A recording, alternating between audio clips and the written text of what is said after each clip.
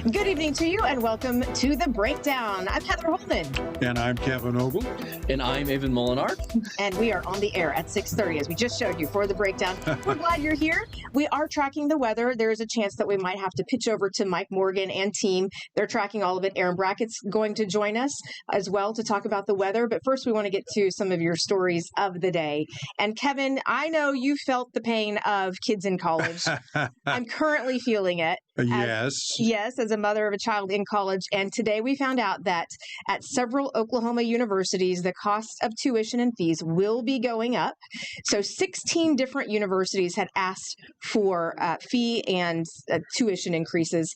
And so the Board of Regents met today, and overall they did approve 2.2% on average increase, which comes out to about $5 more per credit hour.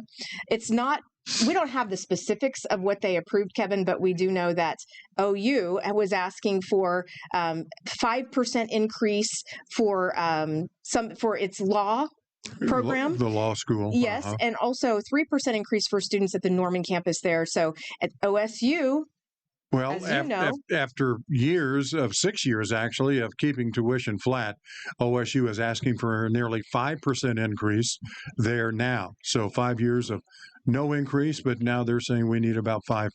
Yeah, and UCO wanted to raise their rates by 4%. So the regents did meet today. They agreed on a 2.2% on average increase across these universities, 16 that are wanting to raise their rates. So they didn't detail exactly who's approved for how much, but that's what they came up with. They said that's about $5 per credit hour more. And as my friend Mike Turpin, who is on the State Board of State Regents for Higher Education, says, the tassel is worth the hassle and the higher price, he says. So anyway, yeah, just to give you an idea that things will be going up a little bit at our state colleges and universities.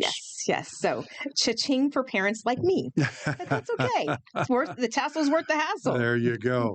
Well, here's a question. Will some of those universities be seeing Jetson-like transportation, because flying cars may be something you see in TV shows like the Jetsons, but something similar could soon have a spot here in Oklahoma, Heather. Yes, that's right. We are one of 26 states. We are getting this training facility to look at air taxis.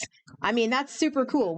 Of course, we're a state known for our air industry. Very much so. Aviation's big here. Yes, and so this is fitting for Oklahoma. But if all goes as planned, we'll see flying cars eventually. And by June of next year, this facility, which obviously they broke ground on today, will be open by June. And so we will be seeing these flying taxis in the air, up and down training. And they really do have several great purposes, Kevin. They do. Some of the potential uses for these is taking folks to and from the local airport, transporting workers to offshore oil rigs, which they do now with helicopters, and carrying packages or medical supplies. So this will be interesting to see how this, pardon the pun, takes off here in our state. As Heather said, we're one of just 20 that are going to be trying this. Would you guys try this? Would you ride in one? We would not be the guinea pigs. I can tell you that I, at least, would not be a guinea pig in this. I'd wait till it's been around for a little while. But the thing is, they're not pilotless in the beginning. They will have people flying them. So it's not like it flies itself like we've seen with certain vehicles. Right. Driverless cars. Driverless cars, which we're just now getting used to. And now they're like, well, here we go with our flying cars, flying taxis, as they're calling them. They're going to have a big one for me, for me to get in one of those. But anyway, we'll see how it goes. But you're right. It is kind of a Jetsons-like future for us, apparently. I remember as a kid, though, we were like, what will life be like in 2020? Surely we'll have flying cars by then. And here we are, 2026. And yeah, it's starting to happen. We're getting close. We're getting close. Right.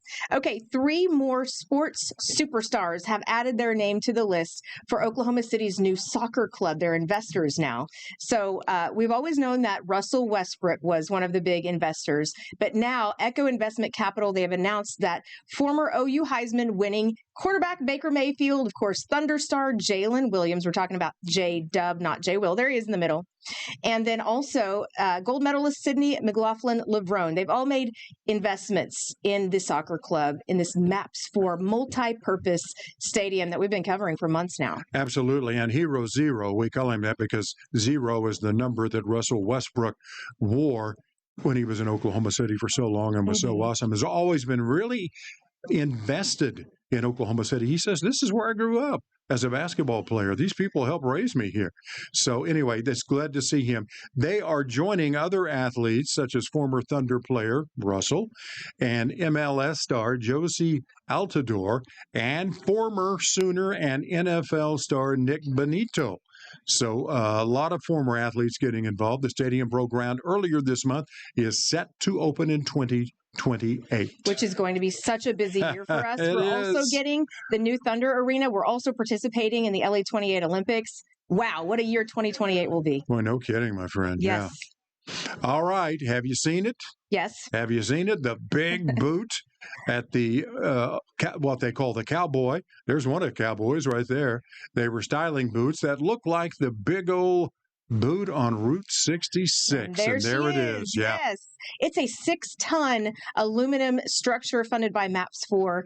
And, originally they'd wanted to put it in the Asian district. And a lot of people were like, why? Not a great fit there. It should go outside the Cowboy Museum, and that's where it is. And I actually did get to see it yesterday. I was driving past there, and it's so pretty. But it is. Now it's open to the public. They had their ribbon cutting, so you can go check it out. And your daughter, Caitlin, was there covering it today. Yes. They have a where you can put in your whatever you want to put into their time capsule. She wrote a note and put that in there on behalf of everyone at Channel 4. Wow. It'll be open in 100 years in 2126. Well, we'll be here to do a story on it, won't we? Of course we will. We'll be kicking. They wanted to make it the tallest. It's 35 feet tall and a little more. They wanted it taller than the former boot. That's the tallest ever, and that's in San Antonio. Right, exactly. So we made it 1 inch taller. It and still we works. hold the record. It works. We're number one. That's right. All right. When we come back, we're going to talk to a reporter about the story of the day involving Governor Stitt with Lauren. That's coming up next. Kevin, thank you. Yes, ma'am. Back right after this.